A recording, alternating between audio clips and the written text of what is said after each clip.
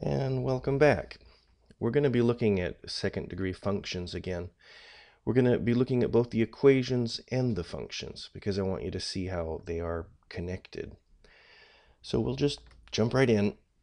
Okay, we have our first one right here. I'm going to first show you the way I've been doing it on the board, where we have an a times b and an a plus b to solve this equation so that we don't have to use the PQ formula. And just like we did before, I'll put up the parentheses first, and then you put in your x there. And now we're going to be looking at this number right there. And that's a -6. And that is going to be our a times b. So ask yourself, what makes 6? 6 and 1 or 2 and 3? Now in this case, it looks like 2 and 3 is going to be better because we also have to take into consideration a plus b.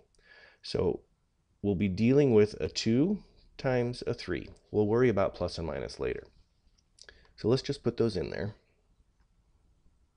And then we'll see which one is which. Okay. When you multiply the 3 and the 2, you need to end up with -6.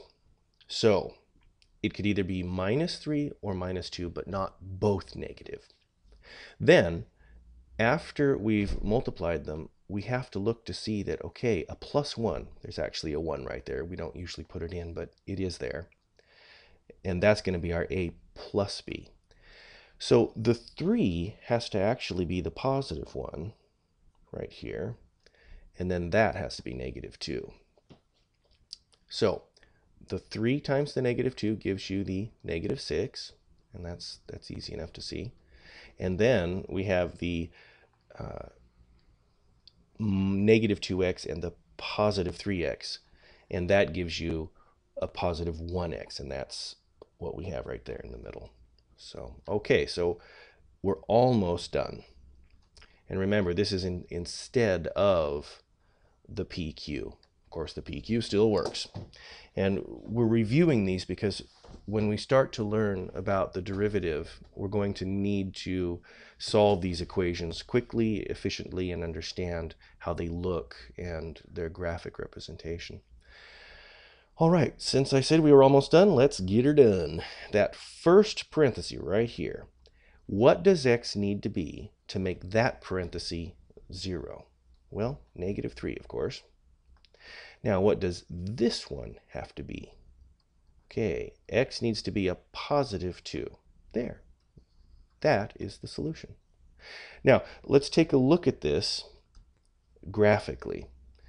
We said, now here we are again, see -3, +2, and look at the graph. There's a -3 right there, and there's the +2. Now, this nice little smile that we have, it's a positive second degree equation, and the special case of y equals 0, and then the rest of the equation right there. See, there's the 0. The function y equals x squared plus 6 minus 6 has the intercept for y equals 0 at this place and this place. So that's why when we solve a second degree equation this way, the way I just showed you, it's very good to start thinking, well, what does the function of the same thing look like? And the solution, if there is one, will always cross the x-axis, and that gives you the y equals 0 level, which is the x line, or the real number line there. That can be quite useful to think of, and it'll become more obvious later as we continue. But now, this is, like I said, part review. Some of it's from Math B, but it's a really good idea to try to solve these, the a times b, a plus b method. And if you get stuck, just go back to the PQ. But